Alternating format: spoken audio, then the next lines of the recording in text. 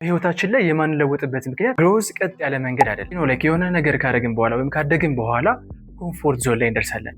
ኮምፎርት ዞን ላይ ስንደርስ ማደግ እናቋርጣለን ማለት ነው እና ዋናው ዓላማችን ይህ ፕላቶ ፌዝ ወይም ደግሞ ኮምፎርት ዞናችንን ማስወገድ አይደለም።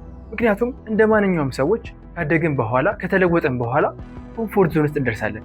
ስለዚህ ይህን ኮምፎርት ዞን ማስወገድ ሳይሆን ይህን ኮምፎርት ዞን ወይም ፕላቶ ፌዝ ማሳጠር። ይህ ኮምፎርት ዞን ደግሞ ረጅም ሆኖ እንዲቀጥል የሚያደርገው ነገር የኛ ኢጎአችን ነው። ኢጎ በጣም ብዙ ዴፊኒሽኖች አሉት። እኔ ኢጎ ስላችሁ ኢጎ ማለት አንሄልዚ የሆነ ብሊፍ ኢን ዩር ኢምፖርታንስ ማለት ነው። ጤናማ ያልሆነ እኔ በጣም ኢምፖርታንት ነኝ ብላችሁ የምታስቡት ነገር። ስለዚህ አሮጋንት ሆናችሁ ማሰብ ይህ ነገር እንዳታድጉ ያደርጋችኋል። ምክንያቱም ኦፕን ማይንድድ አትሆኑ። ስለዚህ የሆነ የማታውቁት ነገር ካለ ስለዛ ነገር ለማወቅ ከመሞከር ይልቅ የእናንተን አርጊውመንት ማሸነፍ ነው የምትፈልጉ። ነገር ግን ኦፕን ማይንድድ ሆነን ነገሮችን ለማስተካከል ከሞከርን መስተካከል እንችላለን።